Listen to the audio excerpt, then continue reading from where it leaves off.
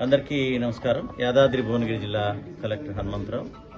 ముఖ్యమంత్రి గారు ఆదేశాల మేరకు నళిని గారిని ఇక్కడ కలవడం జరిగింది. వారి ఇంటికి వచ్చేసి వారి నాన్నగారు మరియు ఇతర కుటుంబ సభ్యులతో కలవడం జరిగింది. వారి ఆరోగ్య పరిస్థితిపై వాకప్ చేయడం జరిగింది. వారికి వరుసగా టైఫాయిడ్, తర్వాత వైరల్ ఫీవర్స్, డెంగ్యూ, చికెన్ గున్యా ఇవన్నీ వరుసగా రావడం వల్ల ఆరోగ్యం కొద్దిగా క్షీణించడం జరిగింది. అదేవిధంగా గత కొంతకాలం నుంచి చెప్పినట్టుగా రొమటైడ్ ఆర్థరైటిస్ తోటి బాధపడుతున్నారు. కానీ యోగా మరియు ఆయుర్వేదం తోటి స్థిరంగా ఉన్నారు. మంచిగా ఆత్మవిశ్వాసంతో మాట్లాడగలుగుతున్నారు.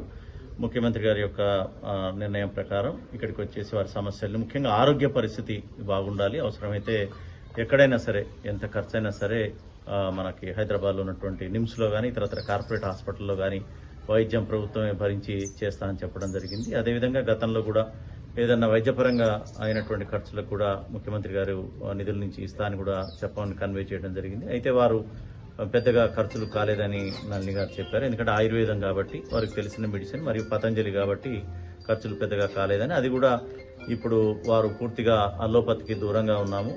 తర్వాత వారు ఏదైతే నమ్ముతున్నారో, ఏదైతే వారికి మంచిగా పనిచేస్తుందో ఆ ఆయుర్వేదాన్నే వాడుతా అని చెప్పడం జరిగింది. సో వారి యొక్క ఆయుర్వేదం సంబంధించినటువంటి ట్రీట్మెంట్కి వారు వెళ్లాలనుకుంటారు. తక్కువ ఖర్చు కాబట్టి పెద్దగా సాయం అవసరం లేదని వారు చెప్పడం జరిగింది. తర్వాత వారు ప్రముఖంగా పేర్కొన్నది వారి యొక్క సర్వీస్ నిబంధనలు, వారు ఏదైతే సస్పెన్షన్ అన్నారో దానికి సంబంధించినటువంటి సబ్సిస్టెన్స్ అలవెన్స్ అనేది, దాని గురించి వారు అడగడం జరిగింది. ఇది డెఫినెట్గా ప్రభుత్వం దృష్టికి తీసుకుపోతా అని చెప్పి వారికి చెప్పడం జరిగింది.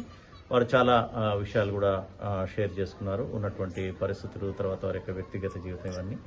వారి తండ్రి గారు కూడా యోగా మాస్టర్. వారు కూడా కుటుంబం అంతా కూడా యోగాని మరియు ఆయుర్వేదాన్ని నమ్ముకున్నటువంటి కుటుంబం భువనగిరిలో. కాబట్టి వారికి మొత్తం కూడా ఈ యొక్క వైద్యం, యోగా మీద, ఆయుర్వేదం మీద పట్టున్నటువంటి వ్యక్తులు. పతంజలి షాప్ కూడా ఉన్నటువంటి అనుభవం ఉంది కాబట్టి ఆ వైద్యంతో వారు ఇప్పటికే కోలుకున్నారు. వారే చెప్తున్నారు, మొన్న అసలు నడవలేని పరిస్థితిలో ఉండి ఈరోజు ఈ ఆయుర్వేదిక్ వల్ల మొత్తం కూడా నడవగలుగుతున్నారని చెప్పగలిగారు. త్వరలోనే వారు పూర్తి ఆరోగ్యంతో కోలుకోవాలని చెప్పేసి మేమందరం కూడా కోరుకుంటున్నాం. ముఖ్యమంత్రి గారు కానీ ప్రభుత్వం కానీ వారికి ఏ విధమైనటువంటి సహాయం అందించాలని కోరుకున్నా కానీ దాన్ని చేస్తామని కూడా చెప్పడం జరిగింది. అదే విషయాన్ని వారికి చెప్పడం జరిగింది. వారు కూడా సరైన సమయంలో చెప్తా అని చెప్పడం, ముఖ్యంగా వారి సర్వీస్ నిబంధనల గురించి పదే రిక్వెస్ట్ చేయడం జరిగింది. ఇది ప్రభుత్వం దృష్టికి, ముఖ్యమంత్రి గారి దృష్టికి తీసుకుపోవడం జరుగుతుంది. Thank you.